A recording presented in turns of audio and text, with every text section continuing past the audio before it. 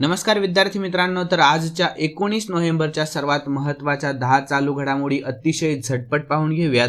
तर शेवटी एक छोटा प्रश्न आहे, योग्य उत्तर कमेंटमध्ये नक्की लिहा।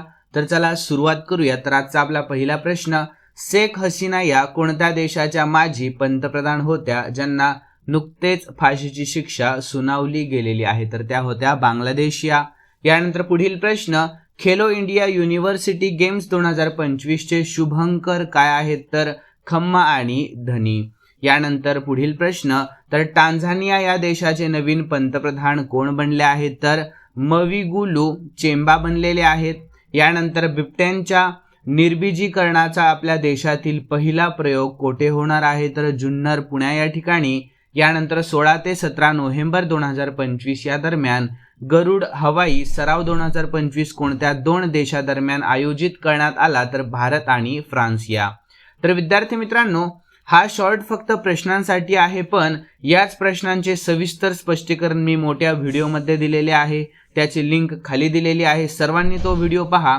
यानंतर पुढील प्रश्न, तर जागतिक नेमबाजी अजिंक्यपद स्पर्धा 2025 मध्ये आपल्या भारताच्या गुरप्रीत सिंगने कोणते पदक जिंकले आहे? तर रौप्य पदक जिंकले आहे।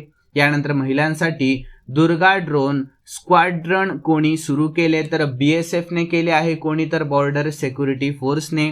यानंतर 19 नोव्हेंबर रोजी खालीलपैकी कोणते दिवस साजरे केले जातात? तर आंतरराष्ट्रीय पुरुष दिवस, जागतिक शौचालय दिवस आणि महिला उद्योजकता दिवस साजरा केला जातो। यानंतर जागतिक हवामान जोखीम निर्देशांक 2025 मध्ये आपल्या भारताचा कितवा क्रमांक आहे? तर 15वा क्रमांक आहे।